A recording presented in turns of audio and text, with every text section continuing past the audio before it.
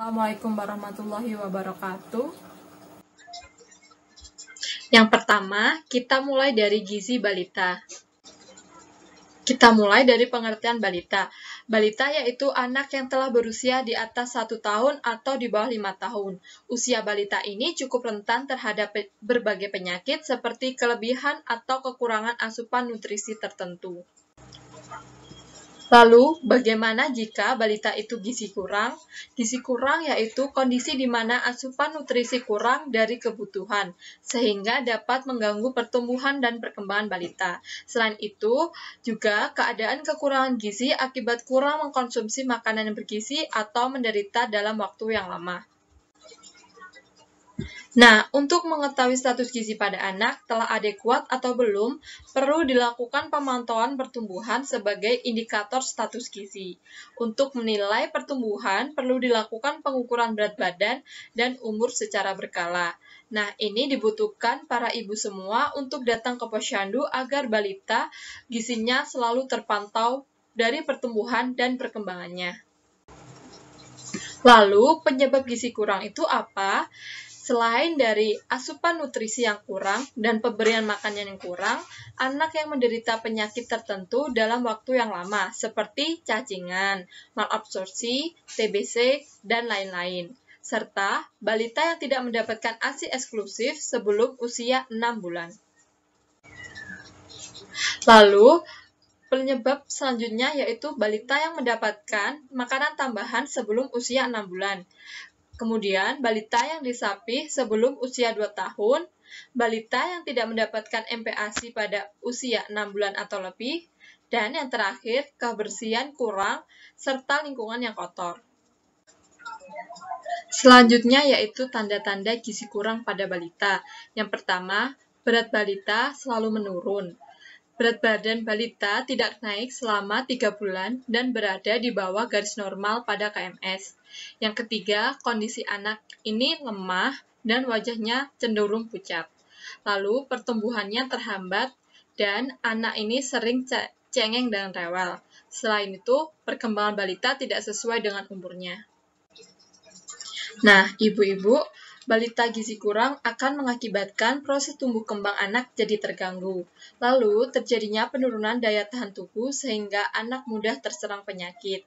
Selain itu, perkembangan intelektualnya juga terganggu. Yang paling parah akan menyebabkan kematian apabila tidak segera ditanggulangi oleh tenaga kesehatan.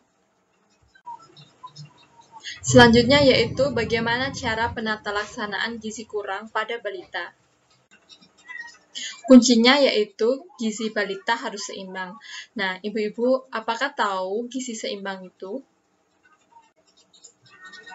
Nah, gizi seimbang yaitu susunan makanan sehari-hari yang mengandung zat-zat dalam jenis dan jumlah yang sesuai dengan kebutuhan tubuh, sehingga memperhatikan prinsip keanekaragaman atau variasi makanan. Bagi bayi maupun dewasa, variasi makanan sangat mempengaruhi nafsu makan.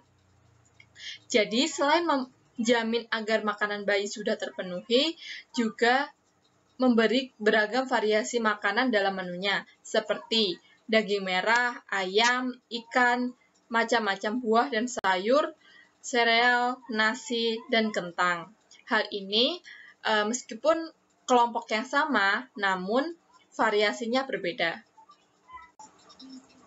Nah, selanjutnya yaitu pemenuhan zat gizi pada balita penting dilakukan agar anak dapat tumbuh dengan sehat dan terbiasa dengan pola hidup sehat. Selain itu, karena kebutuhan zat gizi pada anak meningkat seiring dengan bertambahnya usia, maka asupan zat gizi seimbang sangat diperlukan untuk menunjang pertumbuhan yang optimal serta tahapan usia anak menyebabkan jenis makanan yang dikonsumsi disesuaikan dengan kebutuhannya. Gizi seimbang untuk balita menurut umur. Ada 3 tahapan. Yang pertama, gizi seimbang untuk bayi usia 0-6 bulan. Makanan yang diberikan berupa ASI saja. Yang kedua, gizi seimbang untuk anak usia 6-24 bulan. Makanan yang diberikan berupa ASI dan makanan pendamping ASI atau MPASI. Makanan ini diberikan secara bertahap dengan berbentuk lembek dan bervariasi jenisnya. Yang ketiga, gizi seimbang untuk anak usia 2-5 tahun. Makanan yang diberikan sudah seperti makanan keluarga. Sebelum kita memasuki makanan pada balita, kita harus mengetahui fungsi dari kandungan zat gizi pada makanan balita. Ini biasanya dinamakan triguna makanan. Yang pertama, mengandung zat tenaga, yang kedua, mengandung zat pembangun, yang ketiga, mengandung zat pengatur. Nah, zat tenaga ini seperti karbohidrat atau makanan pokok. Contohnya, nasi, jagung, atau sagu, dan lain-lain. Yang kedua, makanan zat pembangun itu seperti protein, lauk, pauk. Contohnya, daging, telur, tempe, tahu, ikan laut, dan lain-lain. Yang ketiga, yaitu zat pengatur. Ini seperti vitamin dan mineral. Contohnya, sayur dan buah. Selanjutnya, kita beralih ke cara menghidangkan makanan bagi balita yang gizinya kurang. Yang pertama, sajikan makanan sehari-hari berdasarkan triguna makanan. Yang kedua, berikan makanan secara beragam dan penyajiannya yang unik. Yang ketiga, berikan aneka ragam makanan dalam porsi kecil tetapi sering. Selanjutnya, berikan makanan yang mudah dicerna oleh anak dan selalu gunakan garam beriodium. Nah, akhir dari penyuluhan ini yaitu tips mengatasi susah makan pada balita. Yang pertama, atur jadwal makan. Yang kedua, atur porsi makan dengan porsi kecil tetapi sering dengan kandungan gizi tinggi. Yang ketiga, makan dengan piring berwarna, cerah, unik, dan menarik. Yang keempat, buat makanan yang unik, menarik, dan bervariasi. Ini akan meningkatkan nafsu makan pada anak.